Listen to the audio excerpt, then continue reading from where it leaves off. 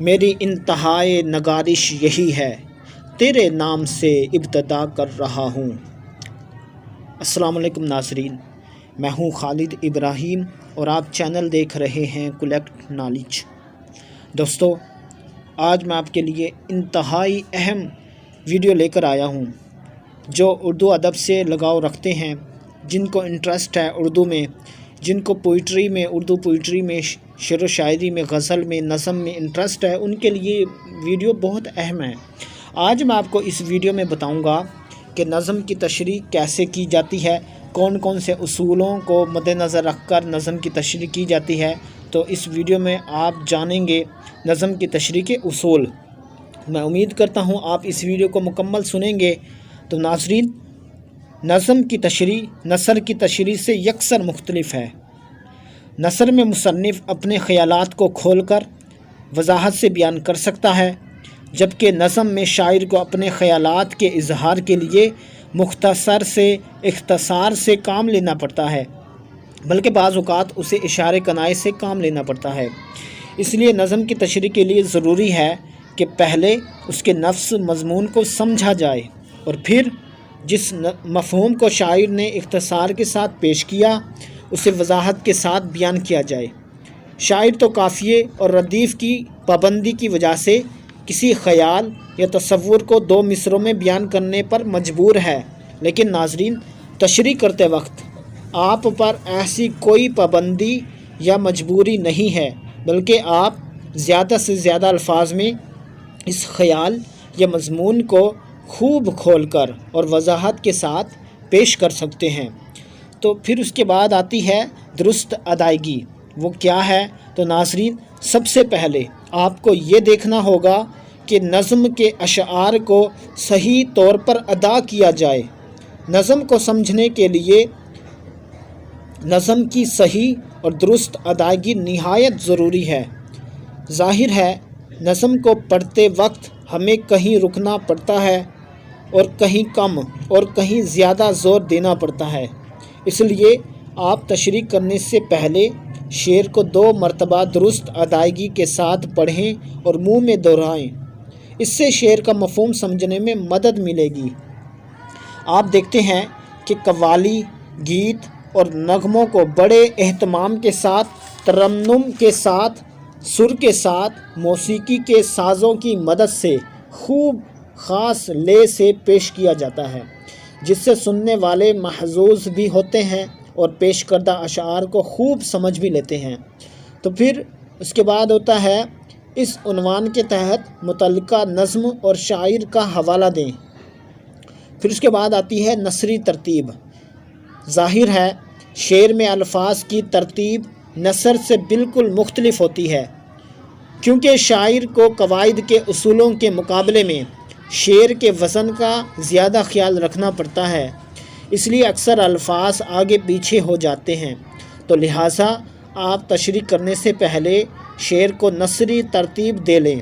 اس سے شعر کا مفہوم واضح ہو جائے گا۔ جیسے کہ یہ ایک شعر ہے کہ آب خنک کو خلق ترستی تھی خاک پر، گویا ہوا سے آگ برستی تھی خاک پر۔ اس کی نثری ترتیب یوں ہوگی: خلق خاک پر آب خنک کو ترستی تھی، گویا ہوا سے خاک پر آگ برستی تھی۔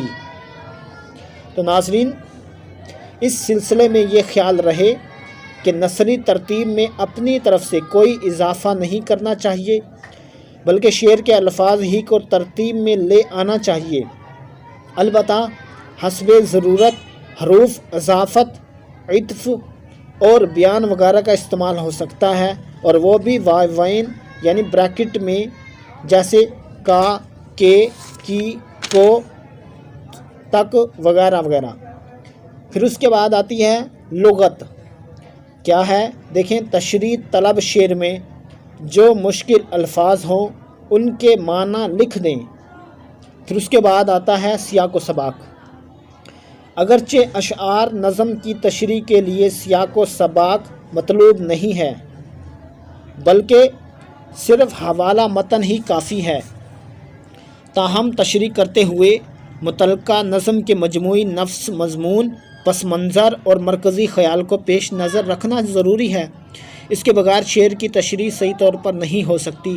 جیسے کہ علامہ اقبال کی نظم شکوہ کے اشعار کی تشریح کرنی ہو تو یہ بتانا پڑے گا کہ شاعر نے اس نظم میں اللہ تعالیٰ سے شکایت کی ہے کہ مسلمان تیرے نام لیوا ہوتے ہوئے دنیا میں ذلیل و رسوا کیوں ہے۔ پھر مرکزی خیال، اگرچہ شعر کے مرکزی خیال کا الگ عنوان قائم کرنا ضروری نہیں ہے، تاہم اس کا تعین کر لینا ضروری اور مفید ہے، کیونکہ نظم میں مرکزی خیال واضح ہو جائے تو شعر کی تشریح بہتر طور پر ہو سکتی ہے۔ ظاہر ہے مرکزی خیال ہی شعر کا بنیادی تصور ہوتا ہے جس کی تشریح وضاحت کے ساتھ ہو سکتی ہے۔ پھر اس کے بعد آتی ہے تشریح، جیسے کہ ہم بیان اوپر پڑھ چکے ہیں، بیان ہو چکا ہے، میں نے بتایا ہے کہ تشریح میں شعر کے مفہوم کو خوب واضح طور پر وضاحت کریں اور اسے کھول کر بیان کریں۔ صرف شعر کے ظاہری اور مختصر الفاظ کو نہ دیکھیں بلکہ اس مفہوم کو سمجھنے کی کوشش کریں جو ان الفاظ کے پردے میں پوشیدہ ہے۔ پھر آپ مختلف مثالوں، واقعات اور تجربات کی مدد سے تشریح کریں، حوالے دیں، مقولے لکھیں، ہم مضمون اشعار پیش کریں اور جہاں ضروری اور موقع ہو قرآنی آیات و احادیث یا ان کا ترجمہ کا حوالہ بھی دیں۔ مطلب یہ ہے کہ اس سلسلے میں آپ کا مطالعہ وسیع ہونا ضروری ہے۔ اس مطالعے کی مدد سے آپ مختلف معلومات، حوالوں اور مثالوں سے کام لے سکتے ہیں اور اس طرح اپنی تشریح کو زیادہ سے زیادہ مفصل، مؤثر اور جامع بنا سکتے ہیں۔ یعنی جتنا گڑ ڈالیں گے اتنا ہی میٹھا ہوگا۔ اگر شعر میں کوئی تلمیح یعنی تاریخی حوالہ ہے تو اس کی وضاحت کر دیں، جیسے دم عیسیٰ علیہ السلام ایک تلمیح ہے تو جس کا مطلب یہ ہے کہ حضرت عیسیٰ علیہ السلام کو اللہ تعالیٰ نے یہ معجزہ دیا تھا کہ مردے کو زندہ کر دیتے تھے اور مٹی کا پرندہ بنا کر اس میں جان ڈال دیتے تھے۔ تو اس طرح خضر ایک تلمیح ہے، ایک تاریخی واقعات کی طرف اشارہ کرتا ہے۔ خضر علیہ السلام ایک تلمیح ہے جو ایک بزرگ ہیں جنہوں نے آب حیات پیا ہے اور ہمیشہ زندہ رہیں گے، کسی نہ کسی روپ میں خشکی اور تری میں بھولے بھٹکوں کا راستہ بتا جاتے ہیں۔ تو ناظرین، یہ تھی چند باتیں اہم ضروری تھیں جو میں نے آپ تک پہنچائیں۔